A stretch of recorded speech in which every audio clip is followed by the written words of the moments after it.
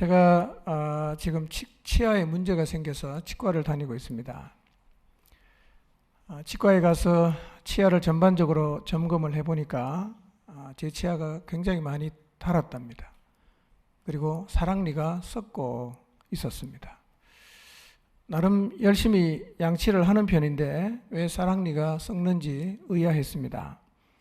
그런데 치위생사의 설명을 들어보니까 양치를 아무리 열심히 해도 사랑니는 거의 안 닦인답니다. 그래서 양치를 하는 것과 아무 상관없이 사랑니는 잘 썩는다고 합니다. 그냥 이를 닦으니까 내 입 안에 있는 모든 치아가 다 닦인다고 생각했는데 양치를 해도 잘 닦이지 않는 치아가 있다는 걸 제가 처음 알았습니다. 지금 처음 하신 분 많이 계시죠? 양치를 열심히 한 사람의 입장에서는 양치를 열심히 했는데 이가 썩는다고 하니까 이해가 잘 안 될 수 있지만 아무리 열심히 해도 거기는 안 닦이니까 충분히 썩을 수 있겠다는 생각이 들었습니다. 그런데 치아만 그런 게 아니라 그런 게 우리 주변을 돌아보면 굉장히 많습니다. 기계 같은 경우도 정기적으로 청소를 해도 닿지 않는 부분이 있어요. 그런 부분은 완전히 분해를 해서 청소를 하지 않으면 바깥에서 아무리 청소를 해도 청소해서 닿지 않는 부분은 여전히 더러워지게 되어 있습니다. 지난주일 오후에 가디너스에서 커피 분쇄하는 기계가 있는데 그 기계를 우리 혜진 형제가 청소하는 걸 보았습니다. 매일 마감을 할 때마다 근무자가 그 기계에 열심히 청소했는데 솔로 이렇게. 그런데 그렇게 청소해서는 닿지 않는 부분이 있었던 것입니다. 그래서 청소를 열심히 했지만 기계 안에 커피 찌기가 잔뜩 쌓여서 우리 혜진 형제가 기계를 다 분해해서 청소를 하고 있었습니다. 그리고 주기적으로 이렇게 분해해서 청소를 하지 않으면 이 기계 사이에 쌓이는 커피 찌기가 기계를 작동할 때마다 타면서 커피 맛에도 영향을 준다고 했습니다. 이처럼 기계를 열심히 청소해도 닿지 않는 부분이 있고 양치를 열심히 해도 닿지 않는 부분이 있어서 이가 썩는 것처럼 우리의 영혼도 늘 말씀을 듣지만 말씀이 닿지 않는 부분이 있을 수가 있습니다. 귀로 들어도 마음에 와닿지 않으면 아무리 말씀을 많이 들어도 그 말씀의 영향을 전혀 받지 못하기 때문에 내가 말씀을 듣는데 왜 이런 현상이 내게 생길까? 본인도 이해하기 어려운 현상들을 경험하게 됩니다. 근데 제가 볼 때는 지금 우리 안에 그런 현상들이 많이 감지가 되고 있습니다. 말씀을 열심히 듣는데 그 말씀이 마음에 닿지 않는 현상들을 많이 보게 됩니다. 하나님의 말씀인 성령의 금이 우리의 내면을 이렇게 찔러 쪼개는 은혜가 이 시간 우리 모두에게 있기를 바랍니다. 사실 우리는 주님과의 관계를 유지하기 위해서 꽤 많이 노력을 해왔습니다.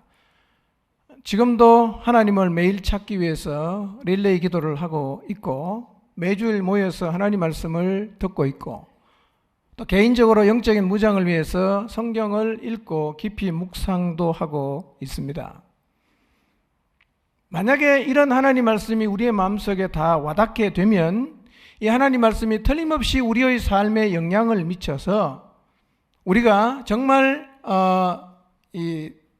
당당하게 그리고 담대함으로 이 세상을 역주행하고 복음의 능력을 고백하면서 살아야 되는데 오히려 우리는 주님 따르는 것을 힘겨워하고 또 뒷걸음질도 하고 말씀의 반응을 보이지 않는 모습들을 많이 보이고 있습니다. 양치를 열심히 하는데 왜 이가 썩지라고 의아해하는 것처럼 이렇게 말씀을 많이 듣는데 왜 말씀의 능력이 내 삶에서 나타나지 않는지를 우리가 어쩌면 의아해하고 있을 수 있습니다. 말씀을 들어요.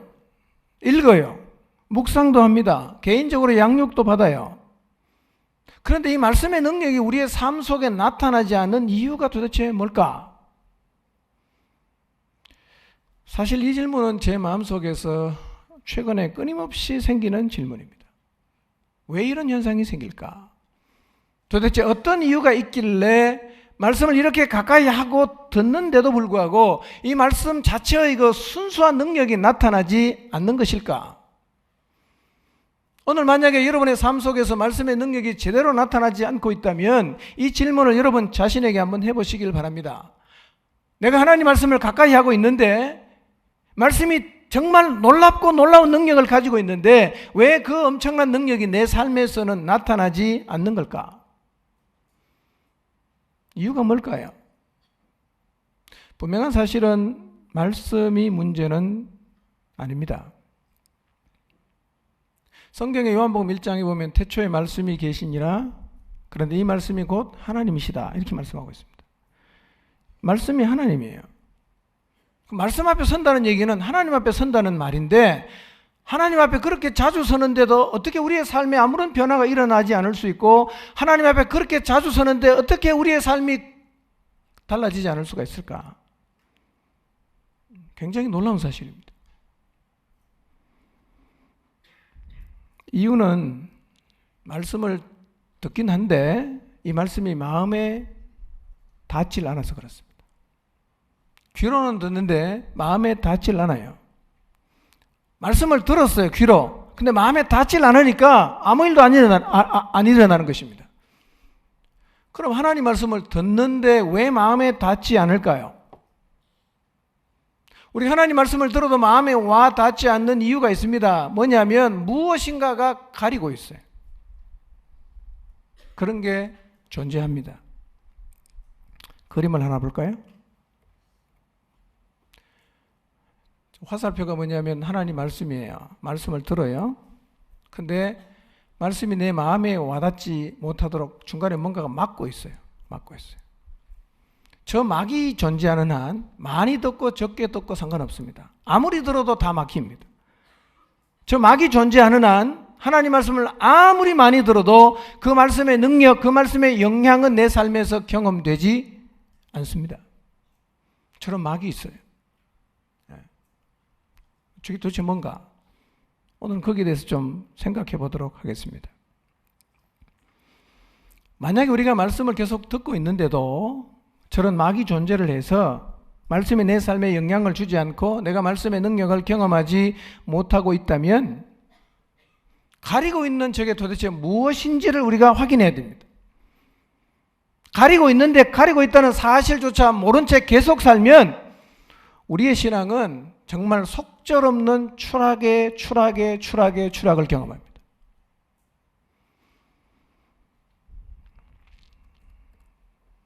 우리는 좀 많이 뒷걸음질을 했습니다.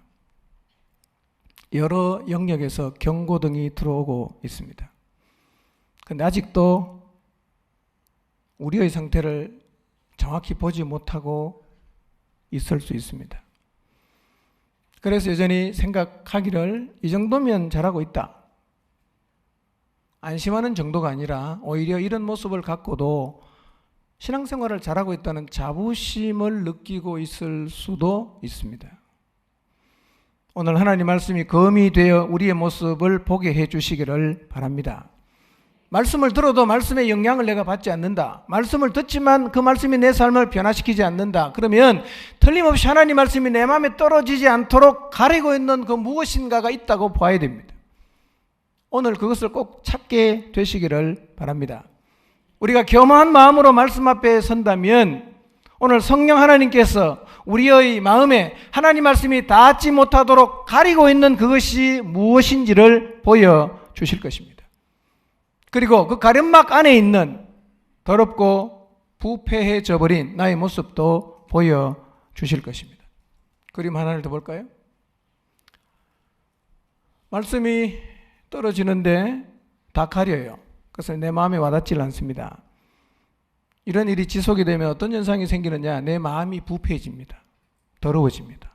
썩어요. 온갖 악들이 여기서 막 고이기 시작합니다. 그러니까 말씀이 내 마음에 와닿지 않으면 우리의 사악함, 우리의 이기적인 모습, 우리의 완악함이 그대로 다 드러납니다. 저런 막을 쳐진 사람들이 모인 교회는 희망이 없습니다.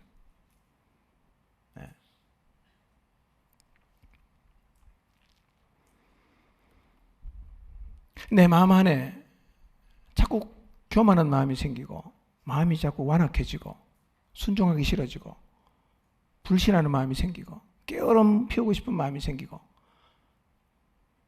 성경을 읽어도 예배 시간에 말씀을 들어도 그런 마음이 계속 생긴다면 저 위에 무엇이 내 마음에 하나님 말씀이 닿지 않도록 가리고 있는 지를 보아야 됩니다. 그걸 찾아야 돼요.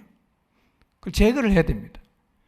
그래야 하나님 말씀이 내 마음에 닿기를 시작하고 그때 하나님 말씀이 진짜 능력으로 내 삶 가운데 역사하게 될 것입니다. 뭔가가 가리고 있어요.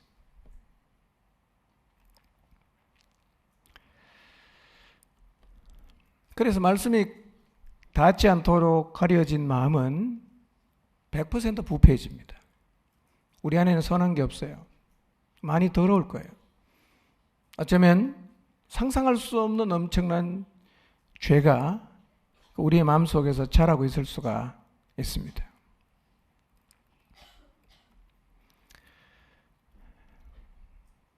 그런데 우리의 마음을 가리고 있는 이 가림막의 존재를 우리가 인식하지 못하면 그 아래 이 부패되어가는 내 내면도 인식하지 못할 수가 있습니다. 그래서 정말 더럽고 악한 모습을 가지고 살아가고 있지만 그런 자신의 모습을 보지 못하기 때문에 문제의식이 없고 나는 그래도 최선을 다하며 살고 있다라는 말을 반복적으로 하는 거예요. 나는 문제가 없다고 더 이상 어떻게 하라고 항변합니다.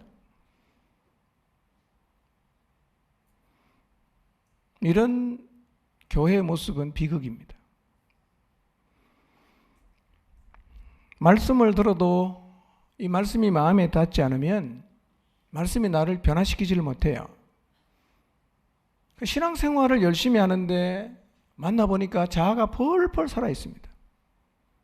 욕망이 살아있어요. 순종하지 않습니다. 하나님 말씀하신 것을 전해주면 늘 자기 논리로 핑계합니다. 어쩔 수 없다고. 이건 할 수 없다고. 여러분 교회 안에 이런 사람이 다수가 된다고 생각해 보십시오. 하나님의 영광이 나타나겠습니까? 이런 사람이 다수가 되는 교회에 사람들이 와서 살아계시는 하나님을 볼 수가 있겠습니까? 이런 교회는 가서 경험해 보면 세상이나 똑같구나 이렇게 푸념을 늘어놓으면서 교회를 떠나갈지도 몰라요.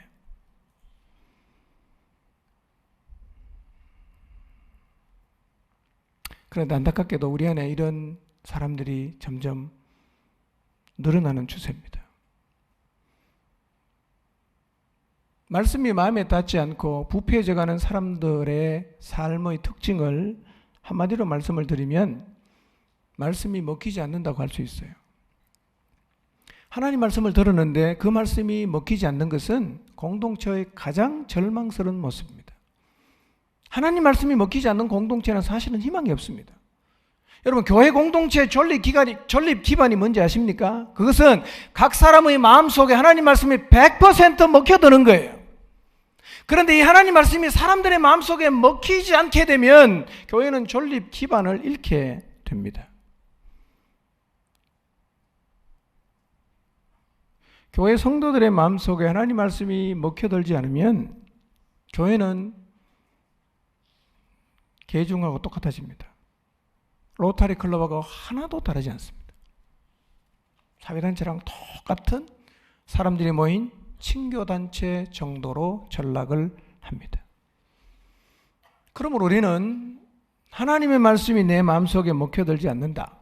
좀 다르게 표현하면 하나님 말씀을 듣는데 도무지 말씀에 순종이 안 되는 이 상태를 크게 생각해야 됩니다. 이거 심각한 상태구나.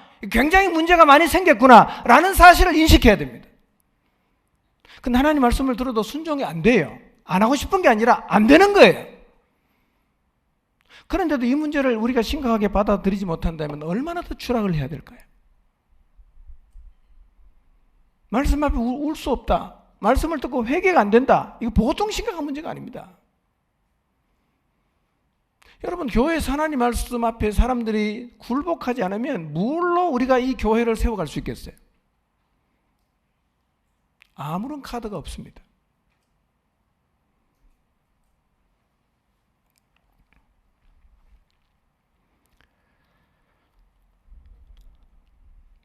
말씀을 들어도, 개인 양육을 받아도 말씀 앞에 굴복이 안 돼. 성경을 공부하는데 가치가 안 바뀌어. 생각이 안 바뀌어. 삶이 도무지 바뀌질 않아. 이게 대단히 심각한 상태입니다. 이걸 인식해야 됩니다. 내가 심각하구나. 내 영혼의 상태가 매우 심각해졌구나. 근데 이런데도 괜찮다고 우기시면 안 돼요. 그건 정말 심각합니다.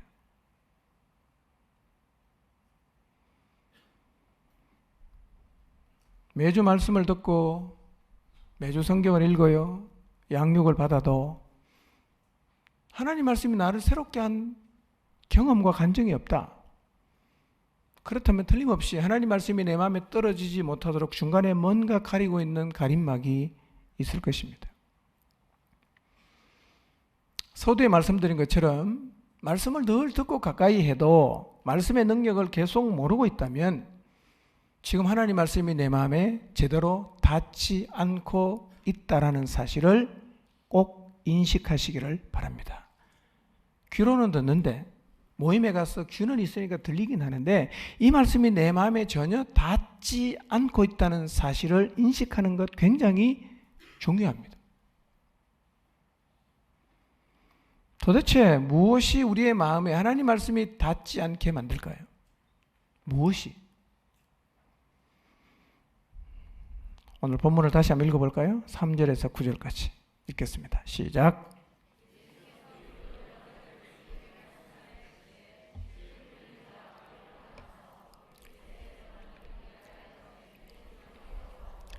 떨어는 흙이 얕은 돌밭에 떨어짐에 흙이 깊지 아니하므로 곧 싹이 나오나 해가 돋은 후에 타서 뿌리가 없으므로 말랐고 떨어는 가시떨기 위에 떨어짐에 가시가 자라서 기운을 막았고 떨어는 좋은 땅에 떨어짐에 어떤 것은 100배, 어떤 것은 60배, 어떤 것은 30배의 결실을 하였느니라. 귀 있는 자는 들으라 하시니라.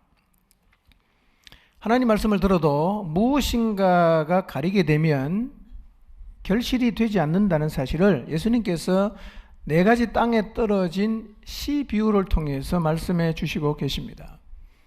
일반적으로 우리는 씨가 떨어지면 다 결실할 거라 생각하지만 사실은 씨가 땅에 떨어져도 결실을 못하는 경우도 매우 많습니다. 그처럼 하나님 말씀을 듣는다고 반드시 다 결실을 하는 것은 아닙니다. 말씀이 마음에 떨어져도 결실하지 못하는 경우가 많은데 오늘 예수님께서는 3가지 비유를 드십니다. 첫째는 뭐냐? 길가에 떨어지면 그 씨를 새들이 와서 먹어버리기 때문에 결실이 안 돼요. 두 번째로 돌밭에 떨어지면 흙이 깊지 않기 때문에 싹이 금방 나오긴 하지만 해가 돋은 후에 뿌리가 없어서 말라버리기 때문에 결실이 안 돼요.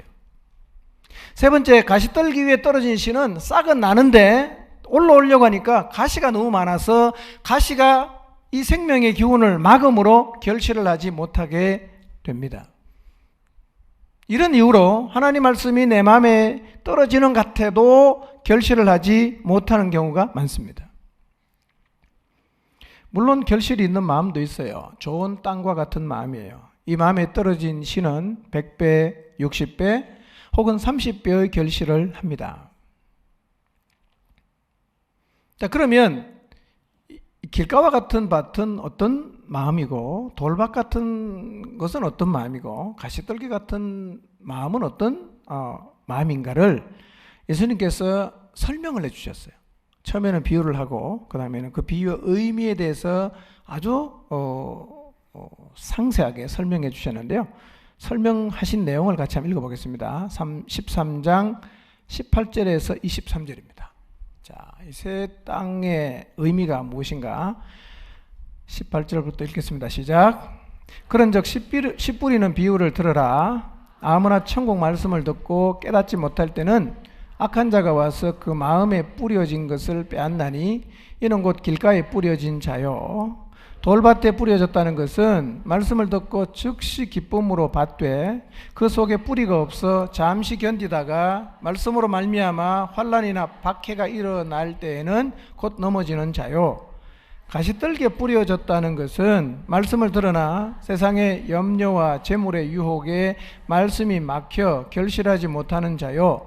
좋은 땅에 뿌려졌다는 것은 말씀을 듣고 깨닫는 자니 결실하여 어떤 것은 100배, 어떤 것은 60배, 어떤 것은 30배가 되느니라 하시더라. 예, 설명을 하셨어요. 이 설명한 걸 제가 다시 여러분에게 정리를 해드리겠습니다. 가름막이 뭐냐면, 첫 번째, 길가와 같은 마음의 상태가 말씀이 마음에 닿지 못하도록 가리는 막이 되는데요. 길가와 같다는 의미는 이런 거예요. 길가와 같은 마음은 하나님 말씀을 들었어요. 근데 이 말씀이 마음에 닿기도 전에 누가 빼앗아갑니다. 누가 빼앗아간다 그랬어요? 악한 자가 빼앗아가요. 어떻게 빼앗아가느냐? 자, 말씀을 들었을 때 빼앗아간다는 의미는 이런 거예요. 내가 하나님 말씀을 들었어요. 근데 그 말씀이 깨닫는다는 말은 좀 쉽게 표현하면 이해가 잘 안 돼. 저게 뭔 얘기야? 이해하지 못할 때, 때로는 문자를 이해하지 못한다는 뜻은 아닌데 그 의미가 이해가 안 될 때 악한 자가요, 내가 인생을 살면서 여러 사람에게 들어서 내 마음속에 담겨져 있는 지식으로 방금 들은 하나님 말씀을 그건 말도 안 돼 라고 배척하게 함으로 내 마음속에 떨어진 말씀을 가지고 가버린다는 얘기예요. 이해가 되십니까? 주워 들은 게 많아요. 이 사람은 이 얘기하고 저 사람은 저 얘기하고 어떤 사람은 자기가 성공한 얘기를 막 하면서 내 마음속에 담겨진 지식들이 있는데 하나님 말씀을 들었는데 그 말씀이 선뜻 내 마음에 이해가 안 될 때 이전에 담겨있던 게 쑥 올라옵니다. 그리고 그 말씀으로 하나님 말씀을 이렇게 말하는 거예요. 그건 말도 안 돼. 그게 내 마음속에 떨어진 말씀을 빼앗아간다는 의미입니다. 길가와 같은 마음이니까 각양각색의 사람들이 지나갔을 거예요. 그런 사람들을 통해 배운 것들이 많을 것입니다. 그런데 하나님 없는 사람을 통해 들어 내 마음에 담아둔 모든 이론들은 아무리 그럴듯해 보여도 모두가 다 사단이 세상에 뿌려놓은 거짓말입니다. 다 거짓말이에요. 속고 있는 겁니다. 뭐가 가림막이냐? 이 사단의 거짓말에 속는 게 가림막이에요. 사람들이 진리처럼 믿고 있는 것 가운데 사단이 세상에 뿌려놓은 대표적인 거짓말 중에 몇 가지는 이런 거예요. 첫째, 보이는 것만 중요하다. 네. 사실 이 거짓말은 우리가 인생을 살면서 날마다 경험하는 거예요. 야, 보이는 게 참 중요하다. 네. 이 거짓말이 마음속에 자리를 잡고 있으면 보이지 않는 하나님 나라에 대한 말씀을 아무리 많이 들어도 내 마음에 닿기도 전에 사단이 다 가져가 버립니다. 왜냐하면 이 거짓말이 가림막 역할을 하는 거예요. 예. 뿐만 아니라 사단이 뿌려놓은 거짓말 또 하나가 뭐냐면 죽으면 끝이라는 거짓말이에요. 죽으면 끝이다. 사람들이 이걸 진리처럼 믿고 있지 않습니까? 근데 성경은요, 죽음 저편에 대한 이야기가 너무 많습니다. 하나님이 하신 말씀의 대부분은 죽음 저편의 얘기입니다. 그러니까 죽으면 끝이라는 생각을 받아들인 사람의 마음속에는 이 죽음 저편에 대한 하나님 말씀은 떨어지기도 전에 다 없어져 버립니다. 네. 자, 그림 하나 볼까요? 가림막이 뭐냐면 한마디로 말하면 사단의 거짓말인데 구체적으로 말하면 보이는 것이 중요해. 예. 죽으면 끝이야. 이 땅이 중요해. 라는 생각이 내 마음속에 자리를 잡게 되면 그때부터 하나님 말씀이 안 들립니다. 저게 가림막 역할을 합니다. 사실 길가와 같은 밭은요, 불신자를 일컫는 마음 상태입니다. 불신자의 마음 상태예요. 그런데 예수님을 믿고 난 이후에도 우리 안에 이런 거짓이 자리를 잡을 수 있습니다. 그래서 신앙생활을 하면서도 보이는 것에 관심을 갖고 보이는 것을 추구하기를 시작하면 보이지 않는 세계를 위해 살라고 하시는 하나님 말씀이 아무리 들어도 마음속에는 닿질 않아요. 말씀이 내 삶에 영향을 미치지 못한단 말이에요. 뿐만 아니라 이 땅에서의 성공이 중요해지기 시작하면 죽음 저편에 있는 그 영원한 나라를 위해서 살아가라는 하나님 말씀이 도무지 마음에 와닿지 않게 돼요. 이런 게 가림막입니다. 이런 생각이 내 안에 자리 잡고 있는 한에는 하나님 말씀을 아무리 많이 들어도 마음에 닿질 않습니다. 다 차단됩니다. 두 번째 가림막이 있어요. 돌박 같은 마음 상태. 이 돌박 같은 마음 상태가 하나님 말씀이 마음에 닿지 못하도록 가리는 역할을 하는데요. 자, 돌밭이 어떤 건지 20절, 21절을 같이 한번 읽어보겠습니다. 읽겠습니다. 시작.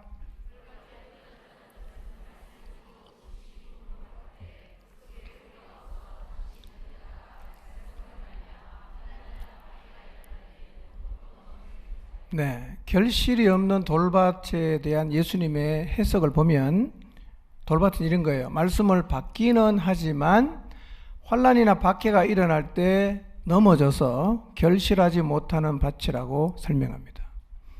이걸 좀 뒤집어서 얘기하면 이런 의미입니다. 자, 그림사를 한번 볼까요?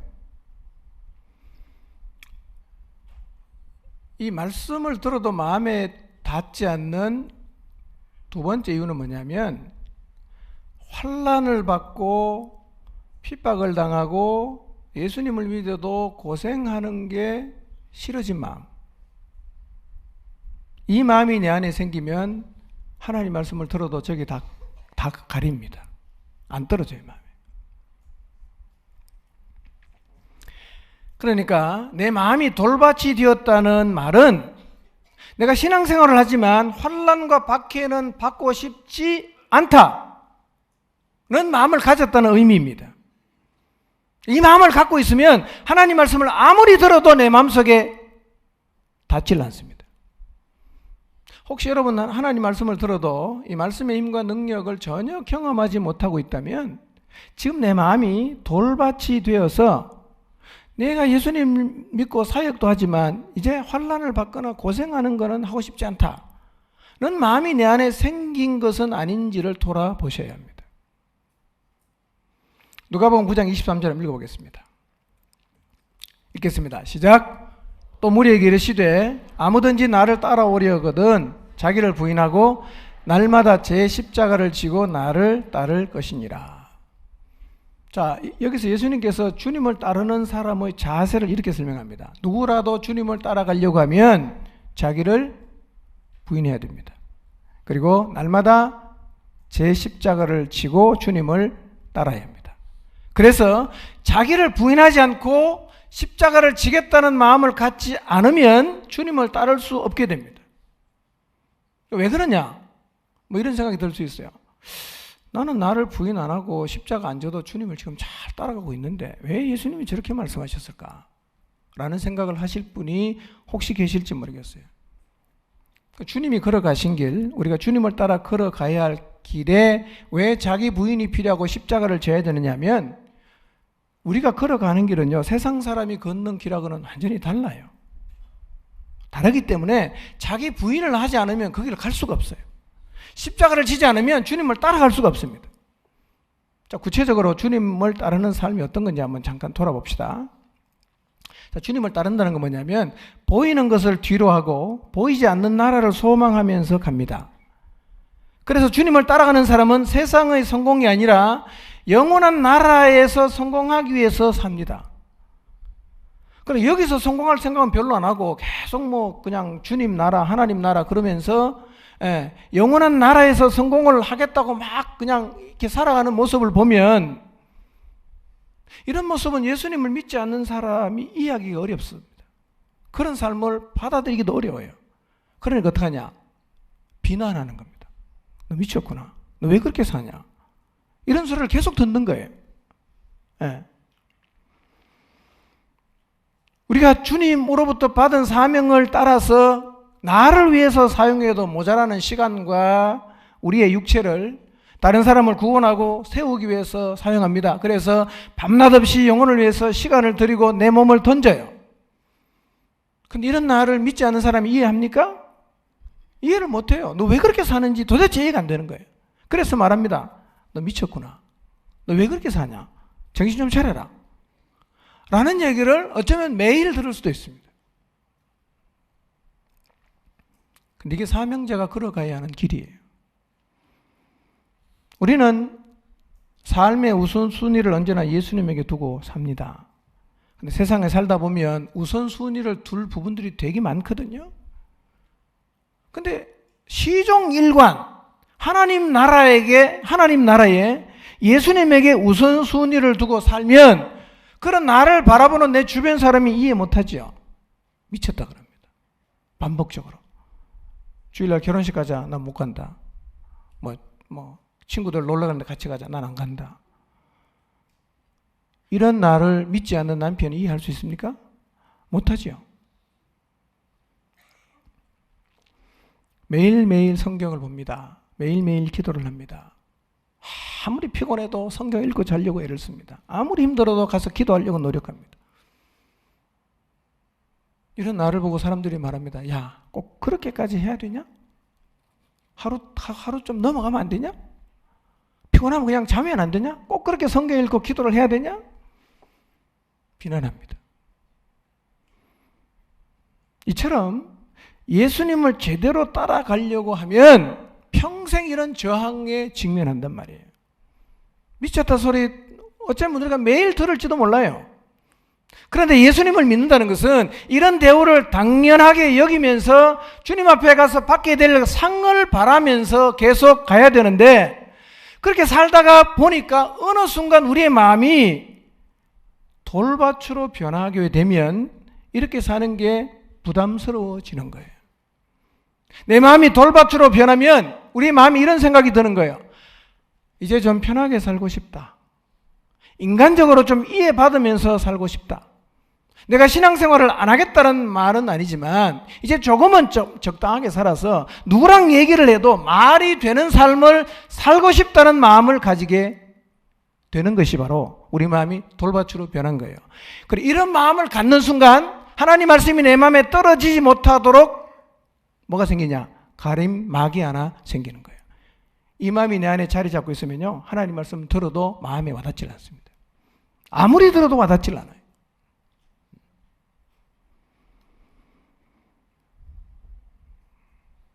내 마음이 돌밭으로 변했다는 말은요, 주님을 따르는 기본 자세가 무너졌다는 얘기입니다. 무너졌다는 얘기예요. 이런 마음을 가지면요, 하나님 말씀이 부담스러워집니다. 건성건성 들어요. 마음에 담질 않습니다. 그래서 말씀을 많이 듣는 것 같은데 와닿는 말씀이 없으니까 하나님 말씀과는 상관이 없는 삶을 살아가게 된단 말이에요. 사도행전 14장 22절 한번 읽어보겠습니다. 읽습니다. 시작.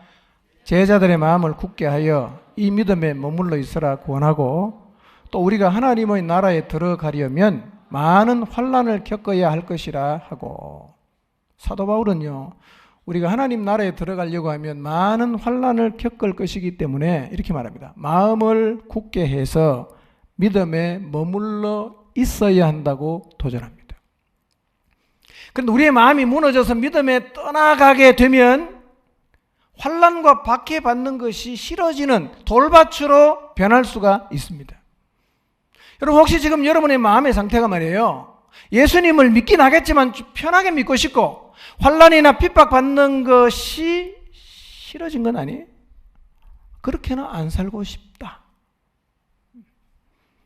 신앙생활은 하겠지만 신앙생활을 하는 것 때문에 가족에게 고난을 받고 욕을 얻어먹고 비난받는 거 이제 나 싫다, 그렇게 안 하고 싶다, 그런 마음이 생겼습니까? 말씀이 안 들립니다. 사역을 안 하겠다는 건 아니지만 영혼을 섬기는 것도 좀 적당히 하고 나도 이제 세상을 좀 누리며 살아가야겠다. 너는 마음이 혹시 여러분 안에 생기지 않았습니까? 내가 잘 인식 못할 수도 있지만 이런 마음이 내 안에 자리를 잡는 순간부터 그때부터 이미 하나님 말씀은 귀로만 들은 거예요. 말씀이 마음에 와닿질 않아요. 돌밭이 된 마음에는 말씀을 아무리 들어도 결실이 없습니다. 이런 가림막이 이미 생겨버렸다면 이거 치우지 않는 한 우리의 마음속에 하나님 말씀의 능력은 경험되지 않습니다. 세 번째 가림막이 있어요. 세 번째 가림막이 뭐냐? 가시떨기 같은 마음의 상태가 가림막이 되는데요. 자, 가시떨기 같은 마음이 어떤 모습인지 한번 보겠습니다. 22절을 같이 한번 읽어봅니다. 시작.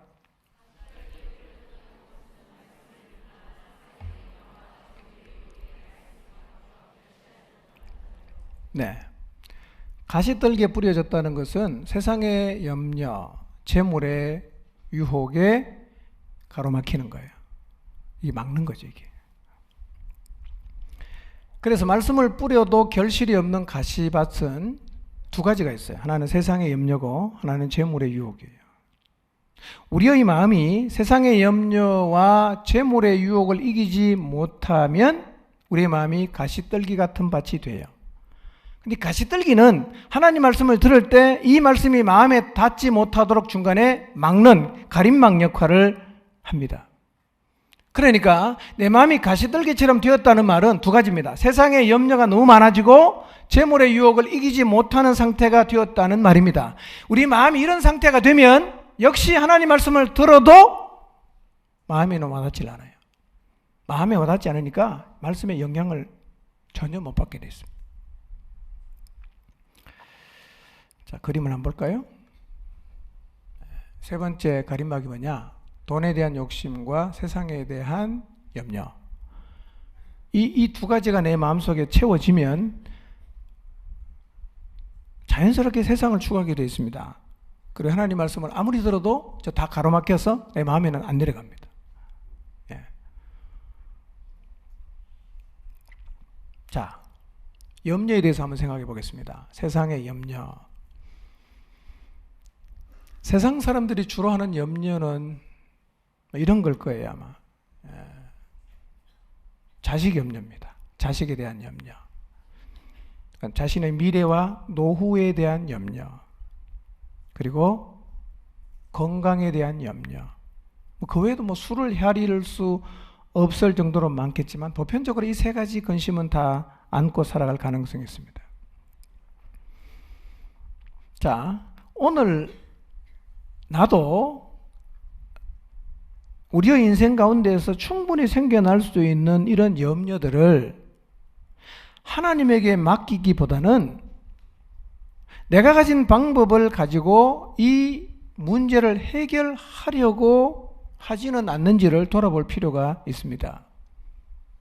자, 자녀를 잘 키우기 위해서 하나님 말씀을 뒤로 하고 자기 방식으로 자녀를 키우려는 젊은이들을 제가 많이 봅니다. 말씀은 2번입니다. 이렇게 키워야 된다는 거. 예, 때로는 주일날 애 데리고 놀러 갑니다. 그래야 애가 건강하답니다. 되게 웃기지 않습니까? 근데 자연스럽게 그렇게 해요. 이게 뭐냐? 세상에 대한 염려입니다. 마찬가지로 여러분의 미래와 여러분의 노후를 잘 준비하기 위해서 하나님 말씀을 뒤로 하고 내 방식으로 노후를 준비하고 있을 수가 있습니다. 건강을 지키기 위해서 하나님 말씀을 뒤로 하고 나는 기도할 시간 없지만 등산 가야 돼. 나는 기도할 시간 없지만 헬스를 해야 돼. 건강해야 되니까. 이게 다 뭐냐면 세상에 대한 염려를 자기 방식으로 해결하려는 시도입니다. 이런 방식들이 머릿속에 차 있으면 하나님 말씀이 안 들립니다. 제 방식대로 하는 거예요. 이게 뭐냐?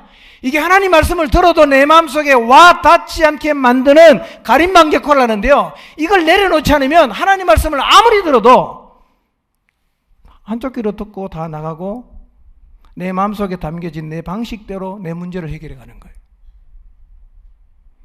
말씀은 별로 영향이 없습니다. 말씀은 그냥 참고사항 정도예요. 그런 말씀도 있나? 그건 한번 참고해 볼만 하네. 나머지는 자기 방식대로 갑니다. 이게 가시떨기 같은 밭이에요.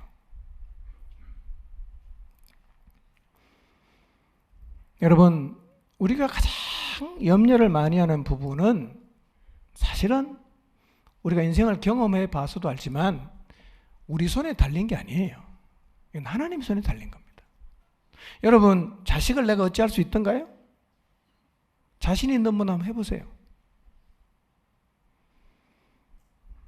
내 미래를 내가 어찌할 수 있나요?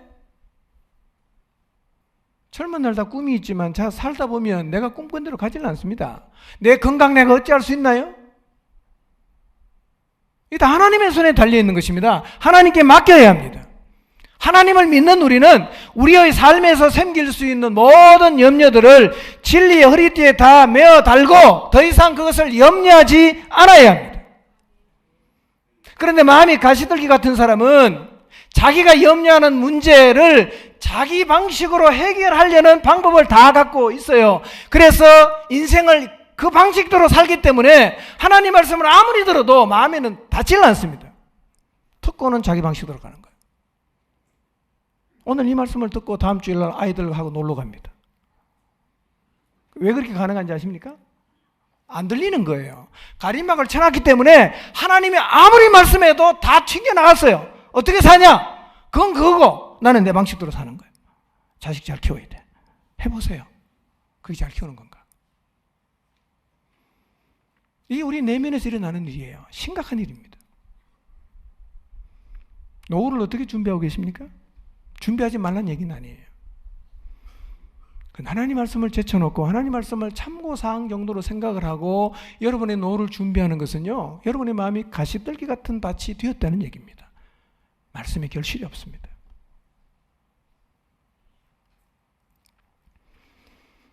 또 하나 가시떨기 같은 마음의 특징이 뭐냐? 재물의 유혹을 이기지 못하는 거죠. 재물의 유혹을 이기지 못하면 성경의 재물은 하나님이에요. 돈은 하나님에게 버금가는 위치를 차지합니다. 만몬이라 그러죠. 돈, 하나님 똑같습니다. 그런데 하나님을 추구하면, 돈을 추구하면 하나님은 추구하지 않게 돼 있어요. 내려놓게 돼 있습니다. 둘 중에 하나예요. 둘 다는 절대로 잡을 수가 없어요. 그런데 이 재물에 대한 유혹을 이기지 못하면 우리의 삶의 우선순위가 바뀌어버립니다. 뭘로 바뀝니까? 하나님에서 돈으로 바뀌어버립니다.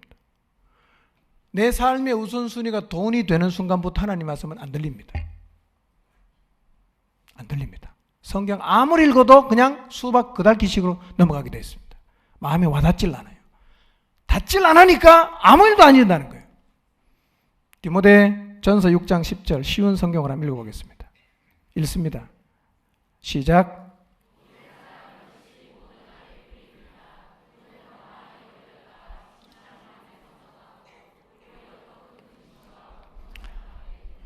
성경의 경고입니다. 돈을 사랑하는 것은 모든 악의 뿌리다. 그래서 돈을 탐하게 되면 진실한 믿음에서 떠나게 되고 오히려 더 큰 근심과 고통만 당하게 된다고 성경이 경고하고 있습니다. 재물의 유혹을 이기지 못하면 하나님 말씀이 내 마음에 와닿질 않습니다. 그래서 하나님은 우리에게 돈을 사랑하지 말라고 하시고 너가 가지고 있는 불의한 재물로 친구를 사귀라고 우리에게 말씀하십니다. 마태복음 6장 19절 20절 말씀 표준 세번역으로 읽겠습니다. 읽습니다. 시작. 너희는 자기를 위하여 보물을 땅에다가 쌓아두지 말아라. 땅에서는 조미 먹고 녹이 슬어서 망가지며 도둑들이 뚫고 들어와서 훔쳐간다.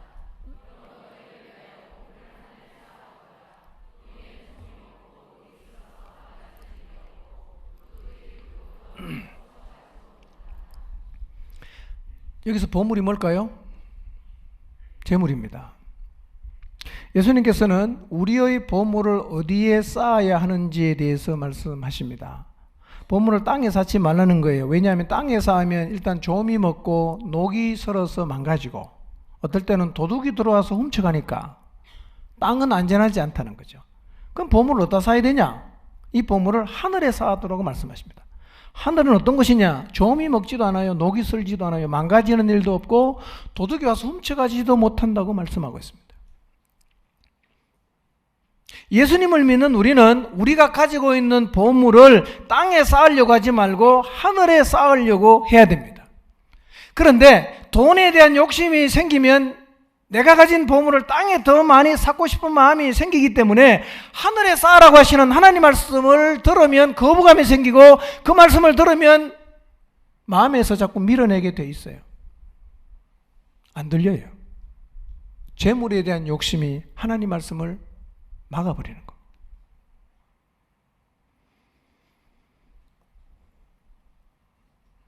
쉬운 성경으로 13장 22절을 같이 한번 읽어볼까요? 시작. 가시던 뿔에 떨어진 씨와 같은 사람은 말씀을 들으나 세상의 염려와 재물의 유혹이 말씀을 가로막아 결국 열매를 맺지 못한다. 예. 세상의 염려와 재물의 유혹이 말씀을 어떻게 한다고 했어요? 가로막아요. 막아버린단 말이에요. 막아버리기 때문에 듣는데 귀로만 들리고 마음에는 하나도 와닿질 않아요. 그럼 만약에 내 삶을 돌아보니까 가림막이 생겼어요. 예. 세상을 추구하고 세상을 동경하고 세상을 사랑하는 것들 때문에 나도 몰랐는데 이미 가림막이 생겼다는 사실을 확인했다. 어떻게 해야 되죠? 이거를 제거하지 않는 한에는 우리의 마음속에 하나님 말씀이 능력으로 경험될 수가 없습니다. 이거를 제거를 해야 돼요. 어떻게 제거하는지는 다음 주에 제가 말씀드리겠습니다. 오늘 주신 말씀 앞에서 우리의 마음을 좀 돌아보았으면 좋겠습니다. 여러분, 신앙생활은요, 다른 이유가 하나도 없어도 하나님 말씀에 이끌리고 있어야 합니다. 그냥 하나님 말씀에 굴복해서 자기 자신을 내려놓고 순종해야 합니다.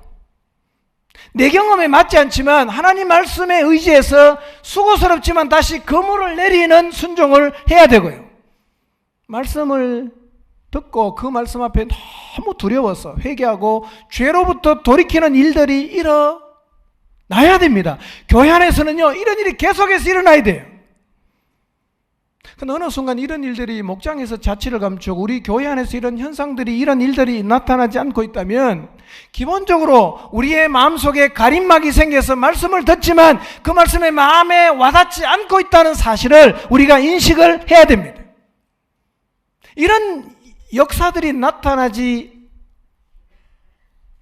않고 있다면 이미 이전에 우리 안에 하나님 말씀이 튕겨져 나가도록 가로막고 있는 뭔가가 틀림없이 생겨났을 거예요.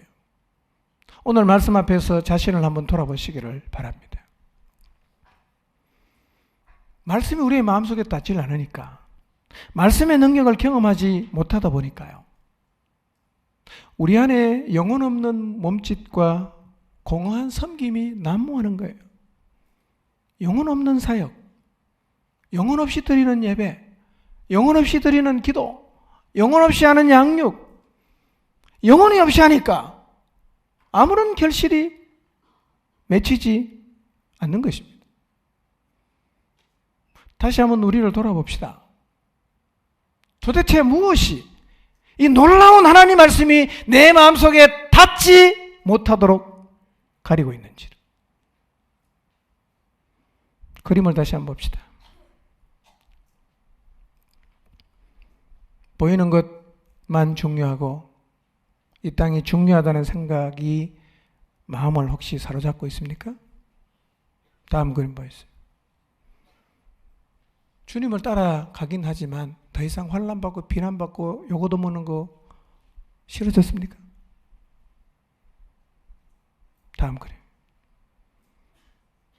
세상에 대한 염려, 내 방식대로 그 문제를 풀어가려고 하고 돈에 대한 욕심이 여러분 마음속에 생겨나서 그것이 가림막이 되어서 말씀을 듣긴 하지만 전혀 마음에 와닿지 않고 있습니까?